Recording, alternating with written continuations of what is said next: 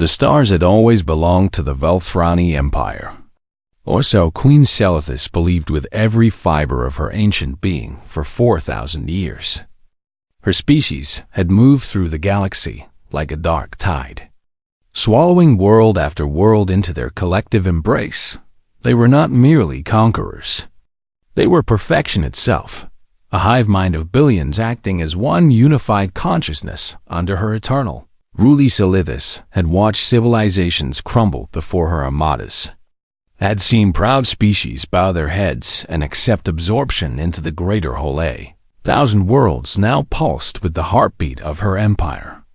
Their original inhabitants, either serving the collective or reduced to dust and memory, she had never known defeat, never tasted the bitter fruit of failure, never encountered a species that made her question the natural order of things. That was before Earth, that was before humanity. The first scouts had dismissed the small blue world as insignificant, a backwater planet on the edge of an unremarkable spiral arm. The dominant species had barely touched their own moon, their technology laughably primitive compared to the glory of Velthrani engineering. They fought among themselves constantly.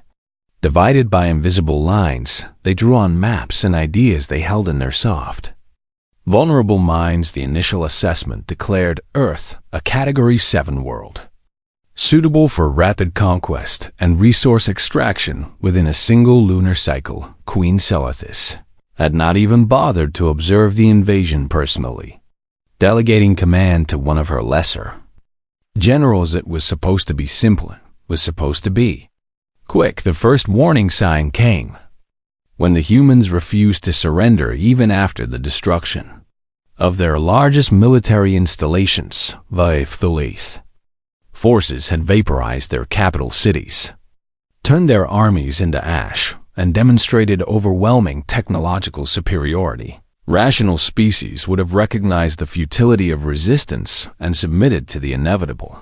But these creatures, these fragile beings with their short lifespans and their separated minds, did something unprecedented. They kept fighting. They fought with weapons that could barely scratch Velthrani armor. And when those weapons failed, they fought with fire and blades, and their bare hand. Selethis received reports that human soldiers had thrown themselves onto explosive devices to save their companions, sacrificing their individual existence without hesitation. She learned that civilians had picked up the weapons of fallen warriors and charged into battle with no training, only determination burning in their eyes. Children, mere offspring who had not yet reached maturity, smuggled supplies to resistance fighters through tunnels they dug with their own small fingers. The humans deployed nuclear weapons on their own territory, choosing to poison their land rather than let it fall into Velthrani control. Mothers killed their own families rather than allow them to be captured, and then turned their weapons on approaching soldiers before taking their own lives. None of this made sense to the collective mind of the Velthranian. Devil sacrifice was not unknown to them, but it always served the greater purpose of the hive. Calculated and logical, and directed by the queen herself, human sacrifice was chaotic, emotional, driven by something the Velthrani could not process or understand. The first general fell in the 3rd month of the invasion, his command ship brought down by human pilots who flew their primitive aircraft directly into its engines. The second general lasted 6 months before a human resistance cell infiltrated his ground base and detonated a device that took half the continent with it. Selethis sent her finest commanders, her most experienced warriors, her most advanced weapon systems. The humans adapted to each new threat with terrifying speed, learning from every defeat and turning Velthrani technology against its creators. 3 years passed, 3 years of grinding, brutal warfare that consumed resources at a rate the Empire had never experienced. 3 years of reports that made no logical sense, filled with accounts of human behavior that defied every model of rational species conduct. Selethis had finally come to Earth herself, bringing the full might of her personal armada.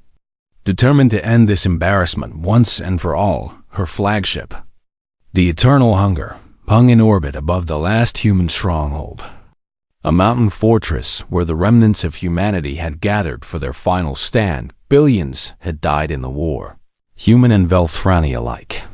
And still the survivors refused to accept the inevitable. Sethis stood before the great viewport of her audience chamber, watching the blue planet rotate slowly beneath hers. She could end this now with a single command. Reduce the entire world to molten slag and be done with this troublesome species forever. But something held her back. Something that had been growing in her ancient mind throughout these long years of unexpected resistance. She wanted to understand, not as a conqueror studying prey, but as an intelligence trying to comprehend something fundamentally alien to her experience. How could a species with no hive mind act with such unity? How could individuals with lifespans measured in mere decades fight as though they had eternity to lose? How could creatures who could not share thoughts share such absolute commitment to one another? The Queen turned from the viewport and addressed her advisors with a command that surprised them. All she did not want more soldiers brought before her. Not more generals or political leaders or scientists who could explain human weapons. She wanted historians. She wanted scholars. She wanted the keepers of human memory.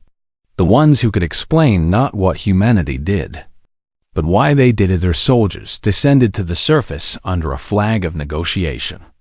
Though the humans had little reason to trust such gestures after 3 years of war, they returned with a small group of captives, civilians who had been protected in the deepest bunkers, deemed too valuable to risk on the front lines.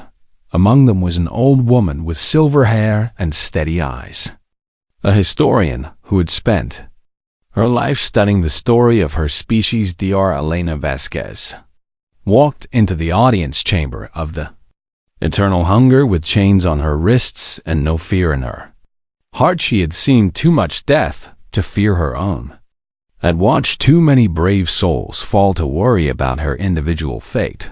What mattered now was not survival, but legacy. Not escape, but explanation. If this was to be humanity's final chapter, Elena intended to make sure the universe understood what it was losing. She looked up at the towering figure of Queen Selethis, at the obsidian carapace and the 4 burning eyes, and a crown of biomechanical spires. The alien monarch had conquered 1,000 worlds, had ruled for 4 millennia, had never knelt before any power in the cosmos. Elena smiled as she was about to change that. The old historian straightened her spine, met the Queen's ancient gaze, and waited for the question she knew was coming, because Elena understood something that Selethis did not yet grasp. The Velthrani thought they were here to witness humanity's end. They were wrong. They were here to witness humanity's greatest victory, a triumph that would require no weapons, no violence, no sacrifice of blood. All it would require was one name and the truth of what that name meant. The audience chamber of the Eternal Hunger stretched vast and dark, its walls made of living biomatter that pulsed with the slow rhythm of the ship's heart. Bioluminescent veins traced patterns across the ceiling like frozen lightning, casting everything in shades of purple and deep blue. The floor was smooth as glass but warm to the touch, and Elena could feel it trembling slightly beneath her feet with each beat of the vessel's organic core around her.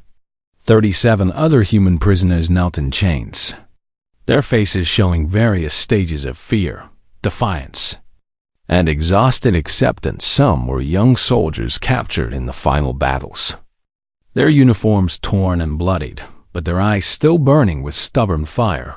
Others were scientists and engineers who had worked in the mountain fortress, their brilliant minds now awaiting judgment from an alien queen.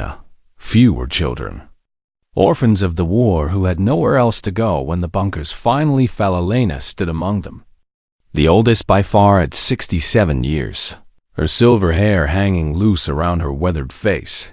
The guards had not forced her to kneel, perhaps recognizing something in her bearing that demanded a different treatment, or perhaps they simply did not see an old woman as any kind of threat that would be their mistake. Queen Celithis sat upon her throne at the far end of the chamber, a massive construct of bone and metal that seemed to grow directly from the floor. She was enormous, easily 12 feet tall when standing, her body a terrifying blend of insectoid and something almost regal. Her carapace was black as the void between stars, polished to a shine that reflected the chamber's dim light like dark mirrors. 4 eyes burned in her elongated skull, 2 large primary orbs and 2 smaller secondary ones, all fixed now upon the gathered humans. Her mandibles clicked together slowly, producing a sound like stones grinding against each other in the deep earth. Around her stood a dozen advisors, each one connected to her through the invisible web of the hive mind, each one an extension of her will. They watched the humans with the cold curiosity of scientists examining specimens. No hatred in their gaze, but no mercy either. The translator device mounted on the throne hummed to life as Celithis leaned forward, her massive form casting shadows across the prisoners. "I have conquered 1,000 worlds." The translated voice rang out, cold and precise and utterly without emotion. "I have ruled the Velthrani Empire for 4,000 years, watching civilizations rise and fall like waves upon an endless shore. In all that time, across all those worlds, I have never encountered a species like yours." She paused, her 4 eyes narrowing as they focused on Elena. "Your kind is weak in body, fragile and soft and easily broken. Your lives are measured in decades, barely a heartbeat compared to the eternity of my existence. You have no hive mind, no collective consciousness, no unity of purpose that should allow you to function as anything more than scattered individuals. Your technology, before we arrived, could barely lift you to your own moon. By every measure the universe provides, you should have been the easiest conquest in our history." The queen rose from her throne, and the chamber seemed to shrink around her towering presence. "Instead, you have given us 3 years of war that has cost more resources than the last 50 conquests combined. You have killed more Velthrani soldiers than any species we have ever encountered. You have fought with a ferocity that defies all logic, all reason, all understanding." She descended the steps of her throne platform slowly, each footfall echoing through the chamber like thunder. "I could destroy your world with a single command, render your species extinct and erase you from the memory of the cosmos. But before I do, I want to understand. I want to know what madness drives your kind to fight when fighting is hopeless. I want to know why your individuals sacrifice themselves for other individuals they have never met. I want to know why you reach for victory when defeat is certain." She stopped before Elena, looking down at the old woman with something that might have been curiosity. "You are their memory keeper, their historian, the one who holds the story of your species. Explain to me this delusion that grips your kind. Explain why you fight." Elena looked up at the alien queen without flinching, her old eyes meeting those 4 burning orbs with steady calm. The other prisoners watched in silence, some praying to gods they hoped still listened, others simply waiting for the end. Elena took a deep breath, feeling the weight of her entire species settling upon her shoulders. This was the moment, the only chance humanity might ever have to be truly understood by another form of life. She could feel her heart beating in her chest, strong and steady despite her age, despite her fear. "You want to understand humanity," she said, her voice carrying clear and firm through the vast chamber.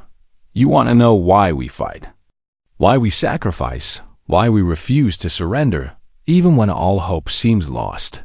I can explain it to you, but not with military tactics or scientific analysis. I can only explain it with a story about one name." The queen's mandibles clicked in what might have been amusement or perhaps annoyance. "One name cannot explain an entire species. Your kind numbers in billions. Your history spans thousands of years. Your cultures are as varied as the stars themselves. How can one name carry the weight of all that complexity?" Elena smiled, and there was something in that smile that made several of the Volthrani advisors shift uncomfortably. "Because this name represents everything we are," Elena replied. "It represents our hope, our courage, our refusal to accept the darkness as final. It represents why we fight, why we dream, why we reach for the impossible, even when we know we might never grasp it." She paused, letting the silence build in the chamber. "Have you heard of Voyager 1? The Queen's eyes flickered. Accessing the vast database of knowledge her empire had accumulated over millennia, the name appeared in captured human records. But it had been flagged as insignificant. A primitive probe launched before humanity had even developed interstellar travel. A reconnaissance device, Celethis said dismissively, launched in what you call 1977. Intended to study the outer planets of your solar system. Primitive technology. Barely worth noting. What could such a thing possibly explain about your species?" Elena's smile widened. "Everything. Your Majesty, Voyager 1 explains everything. If you will allow me to tell you its story, you will understand why humanity fights. You will understand why we will never stop fighting. And you will understand why, even if you destroy every last one of us, you will never truly defeat us." The Queen settled back, her massive form finding a position of repose as she regarded the old woman before her. Curiosity burned in her ancient mind, a sensation she had not felt in centuries. What could a primitive probe possibly teach her about this maddening species? "Speak then, human," she commanded. "Tell me your story. Tell me why this name matters." Elena nodded and began to speak, her voice carrying the weight of human history across the vast gulf between two utterly different forms of life. The fate of Earth hung in the balance, and all that stood between humanity and extinction was an old woman with a story to tell.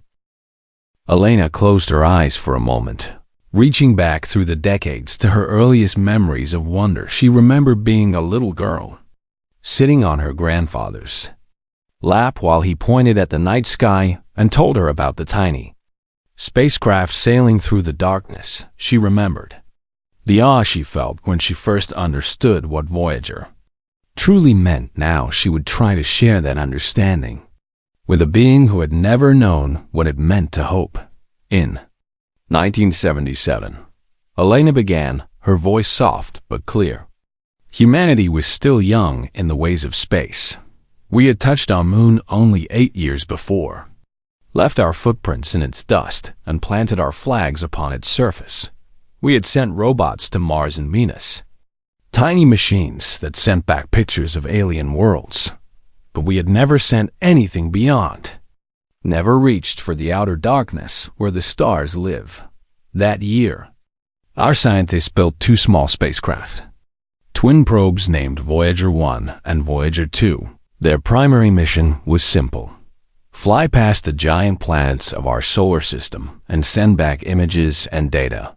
Jupiter, Saturn, Uranus, Neptune, worlds we had only seen as dots of light in our telescopes.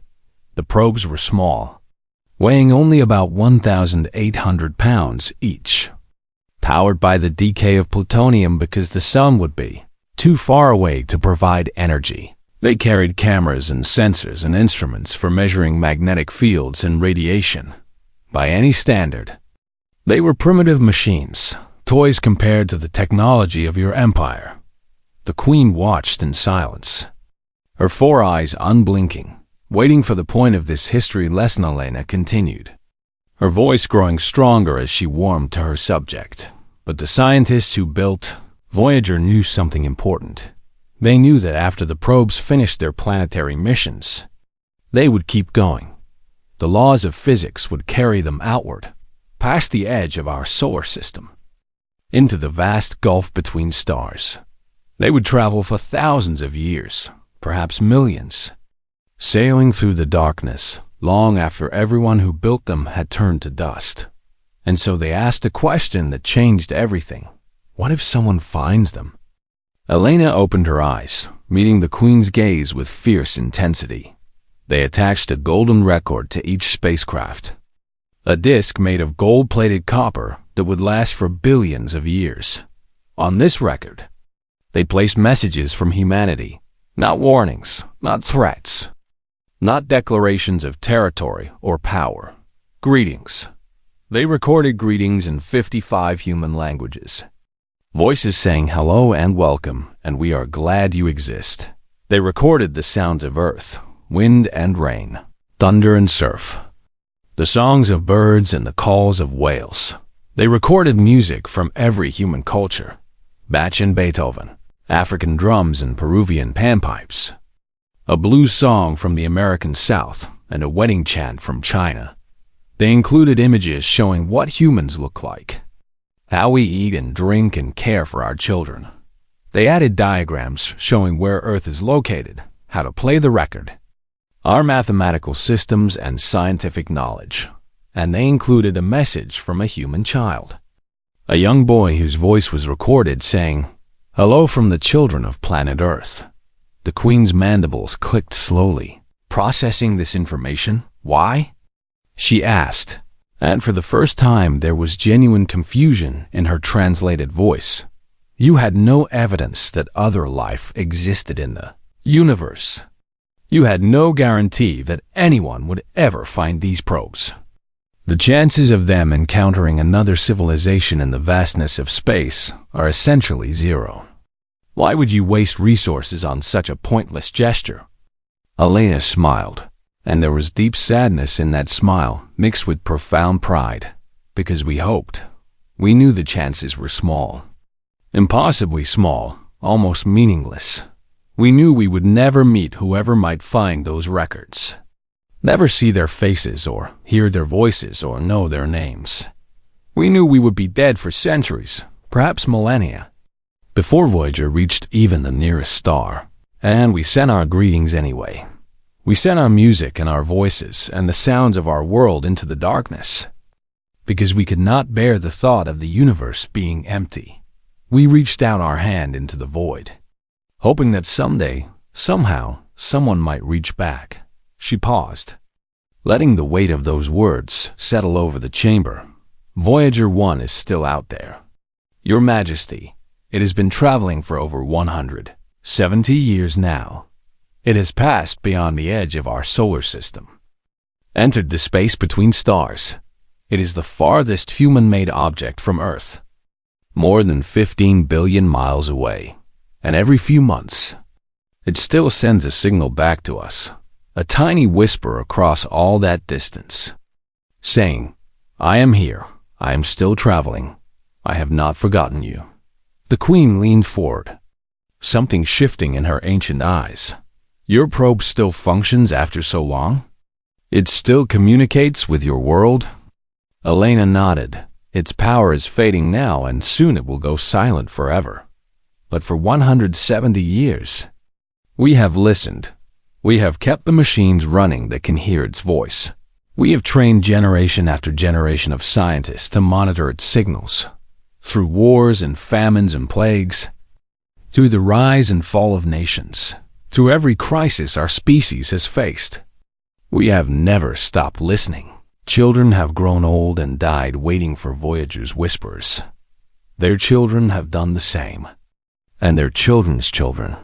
We have spent fortunes maintaining the deep space network that receives its signals, fortunes that could have fed hungry people, built hospitals, ended suffering, and we spent it anyway, because we could not abandon our little messenger in the dark. The Queen was silent for a long moment, her hive mind processing, connecting, analyzing, maintain contact with a primitive machine for 170 years, she said slowly. You spend resources on listening for its signals when those resources could serve other purposes. You do this knowing the machine will never return, knowing it serves no practical function beyond its original mission. Why? Elena felt tears forming in her eyes. Tears she had not expected and could not stop, because it carries our hopes. Your Majesty, it carries the voices of people who dreamed that we might not be alone. It carries music from composers who hoped someone might hear beauty in the silence. It carries the voice of a child who reached out to strangers he would never meet and said, "Hello." How could we abandon that? How could we turn away from our own dreams? She wiped her eyes with her chained hands. Not ashamed of her tears, you ask why we fight when fighting seems hopeless. This is why. We are a species that sent a greeting into the infinite dark because we hoped. We are a species that listens for whispers across 15 billion miles because we cannot bear to let go. We are a species that refuses to accept that the universe is cold and empty and meaningless. And if we fight that hard for a little machine sailing through the void, imagine how hard we will fight for each other. Imagine how hard we will fight for our world. Our children, our future. You have conquered 1,000 worlds. Queen Celithis, but you have never faced a species like us. You have never faced a species that sends love letters to the stars. Silence filled the audience chamber like water filling a vessel. Heavy and complete and suffocating Queen Celithis sat motionless upon her throne, her 4 eyes staring at nothing, her consciousness turned inward through the web of the hive mind. She reached out to the vast databases of captured human knowledge. She had dismissed this information before, deemed it irrelevant to the conquest, filed it away as primitive curiosity. Now she searched with desperate intensity, pulling threads of data and weaving them into a tapestry she had never imagined. The facts came flooding through her neural network, like a river breaking through a dam. Voyager 1. Launched September 5, 1977. Carrying 12 billion bits of data on a golden disk. Voyager 2. Launched 16 days earlier. Following a different path but carrying the same precious cargo, the golden records. Designed to survive 1 billion years in the cold vacuum of space. Greetings in 55 languages, from ancient Sumerian to modern Wu Chinese. Each one hand extended in friendship to unknown listeners. Music from human cultures spanning 5,000 years. From the prehistoric drums of Senegal to the electronic compositions of the 20th century. 116 images encoded in analog form, showing the human body, human families, human cities, human dreams. The Queen accessed more data. Following branching paths through human history, she learned about Carl Sagan, the scientist who led the Golden Record Project, who fought to include a message of peace on a military mission. She learned about Anne Druyan, who recorded her brain waves while thinking about falling in love, so that anyone who decoded the record would know what human love felt like. She learned about the blind musician Stevie Wonder, whose song was considered for inclusion because the team wanted aliens to know that humans created beauty even without sight. She learned about the committee that spent months debating what to include, what songs and images and sounds would best represent a species to strangers they would never meet. Each piece of information struck her like a physical blow, challenging everything she understood about conquest and civilization. But it was the smaller stories that truly shook her ancient mind. She found records of the Deep Space Network, the array of radio telescopes that maintain contact with distant spacecraft. She learned that during times of war and economic crisis, humans had continued funding these telescopes. They had chosen to keep listening for Voyagers' whispers, even when their people were hungry, even when their nations were crumbling, even when all logic said those resources should go. Elsewhere, she found accounts of scientists who had dedicated their entire lives to the Voyager mission, men and women who joined the project as young graduates and retired as elderly experts, never seeing the probe with their own eyes, but knowing its position better than they knew their own heartbeat. Some of them had died at their posts, monitoring signals from a machine that would outlast their entire civilization. She found evidence of the messages that humans had sent to Voyager over the decades. Birthday greetings when the probe passed milestones.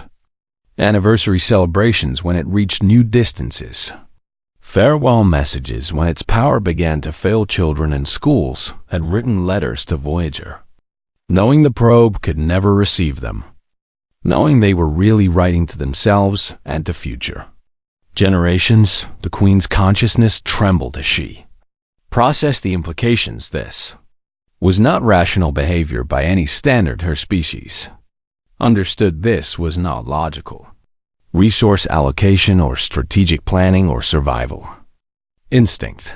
This was something else entirely, something that had no name in the Velthrani language. She searched deeper, looking for other examples of this strange human quality. She found monuments to the dead that humans had maintained for thousands of years, visiting tombs and graves long after the occupants had turned to dust. She found stories of humans who had returned to battlefields decades after wars ended, searching for the remains of fallen comrades to bring them home. She found evidence of parents who had died trying to save children who were already beyond saving, refusing to accept reality even as it destroyed them. She found records of humans who had sacrificed themselves for complete strangers, jumping into freezing water to rescue people they had never met, running into burning buildings to save families whose names they would never know. The data assembled itself into a pattern that made Celethis feel something she had not experienced in millennia. Fear, not the tactical fear of a military setback, not the strategic concern of resource depletion. True existential fear of the kind that grips a consciousness when it realizes it has fundamentally misunderstood the universe. She had assumed that individual species without hive minds must be weak, scattered, unable to achieve true unity, but humans had achieved something different, something that might be stronger. They had achieved unity through choice, through love, through the deliberate decision to care about each other and about things that could never care back. They formed bonds not because biology demanded it, but because they wanted to. They sacrificed, not because a queen commanded it, but because their hearts told them it was right. They reached for the stars not because they expected reward, but because they could not bear to leave the darkness unanswered. The Queen's advisors shifted nervously, sensing their ruler's disturbance through the hive mind. They had never felt anything like this from her, never experienced such fundamental uncertainty. Radiating through the collective consciousness, Celestia accessed one final piece of data, the one that broke something inside her ancient heart, the voice of the child on the golden record. She found the original recording, preserved in captured human archives, and she played it through her neural network. Young human voice, speaking words in the dominant human language of that era. Hello from the children of planet Earth. Such simple words, such a small gesture, such an insignificant contribution to a vast universe that would never notice. And yet those words carried more weight than all the declarations of conquest in Velthrani history, because that child was dead now, gone for over a century, reduced to memories and bones and scattered atoms, but his voice was still sailing through the darkness, still carrying his greeting to listeners he would never meet. He had achieved a form of immortality that no Velthrani could match, not the immortality of endless years, not the preservation of consciousness through the hive mind, but the immortality of hope, of reaching beyond death to touch the future. Celethis looked at Dr. Elena Vasquez with new eyes. She saw not a prisoner to be judged, but a representative of something genuinely unprecedented, a species that had launched their dreams into infinity and refused to let them go, a species that maintained hope across generations, passing it from parent to child like a sacred flame, a species that had looked into the infinite darkness of space and said, "We will not be silent. You understand now," Elena said softly, seeing the change in the alien queen's bearing. "You see why we cannot surrender. It is not because we believe we can win. It is because we are the species that sends messages to the stars. We are the species that listens for whispers across 15 billion miles. We are the species that refuses to accept that the universe is empty. How could such a species ever give up? How could we surrender our world when we would not even surrender a tiny machine sailing through the void? The queen rose slowly from her throne, her massive form seeming somehow diminished. 4,000 years of conquest suddenly felt hollow in the face of this revelation, 1,000 worlds. And she had never once thought. To simply say hello, she had never once considered that the universe might be answered with friendship instead of force. She had never once imagined that hope could be more powerful than any weapon. The other prisoners watched in stunned silence as Queen Selethis, the Eternal, the conqueror of worlds, stepped down from her throne platform. She walked slowly toward the old human woman who had taught her something no being had ever taught her before, and for the first time in 4,000 years, she felt small. Every eye in the audience chamber fixed upon Queen Selethis as she descended toward the human prisoners. The Volthrani advisors tensed, their hands moving toward weapons, uncertain what their queen intended. For 4,000 years, they had followed her without question, their minds linked to hers through the hive mind. But now they felt something strange flowing through that connection, something that made no sense. They felt doubt. The human prisoners watched with a mixture of terror and desperate hope as the towering alien queen approached their small group. Some of them prayed to whatever gods they believed in, begging for deliverance or at least a quick end. Others simply stared, too exhausted by 3 years of war to feel much of anything at all. Only Elena remained calm, her old eyes following the queen's approach with quiet understanding. She knew what was happening, knew it in her bones with the certainty that comes from a lifetime of studying human history. She had seen this moment before, in 1,000 different forms across 1,000 different stories. The moment when understanding bridges the gap between enemies. The moment when connection proves stronger than conquest. The Lilith stopped before Elena, her massive form blocking out the bioluminescent glow of the chamber ceiling.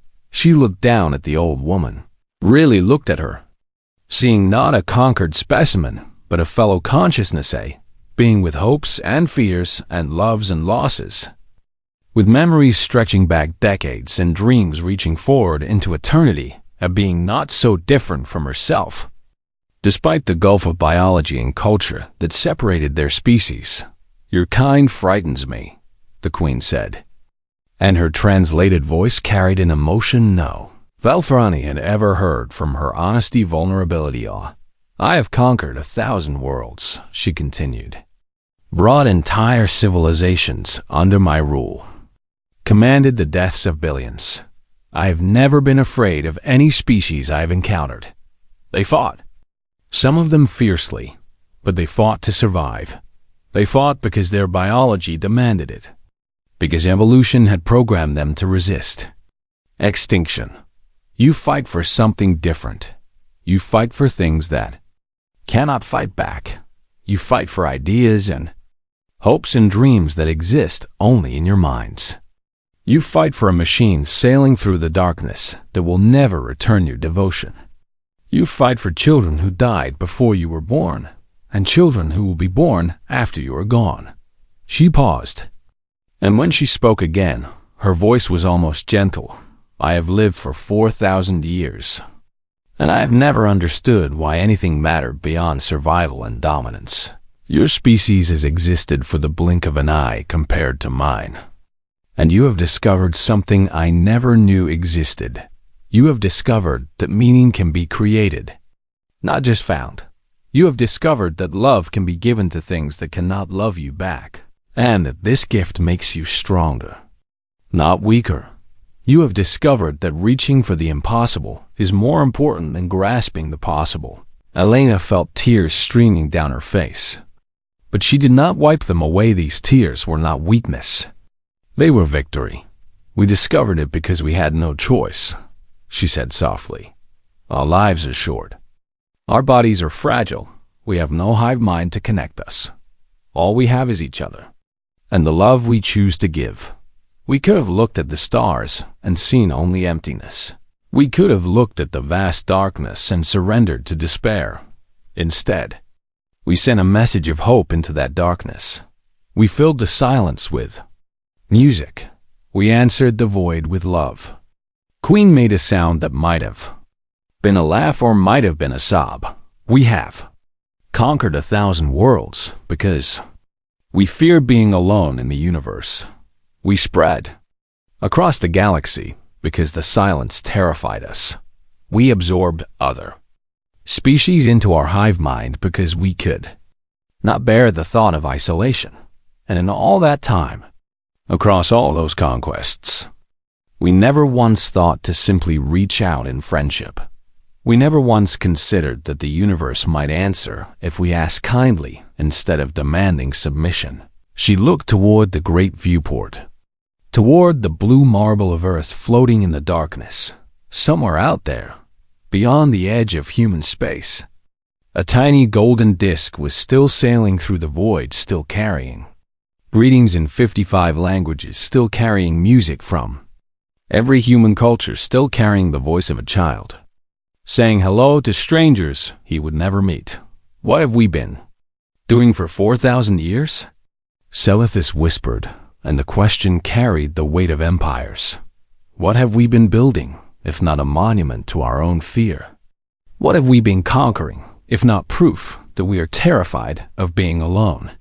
Her legs began to tremble, and for a moment, Elena thought the queen might simply collapse, but Celethis did not collapse instead. Slowly and deliberately, she knelt, the queen of the Velthrani Empire, ruler of 1,000 worlds, commander of the mightiest armada the galaxy had ever seen, knelt before a 67-year-old human historian. Gasps from the Velthrani advisors echoed through the chamber like thunderclaps through the hive mind. Shock waves rippled outward, reaching every ship in the armada, every soldier on the surface, every Velthrani in the entire empire. Their queen was kneeling. Their eternal ruler was bowing her head before a member of the species they had come to destroy. I do not ask for forgiveness, Celethis said, her voice barely above a whisper. I have done too much harm, caused too much death, to ever deserve such a gift, but I ask for something else, something I never thought I would ask of any being. She raised her eyes to meet Elena's gaze. Teach us, teach us how to hope. Teach us how to reach for the stars with greeting instead of conquest. Teach us how to send our dreams into the darkness and believe that they matter. Teach us to be more than we have been. Elena reached out with her chained hands and touched the queen's obsidian carapace. It was warm beneath her fingers, thrumming with the pulse of alien life. The first lesson is simple, she said.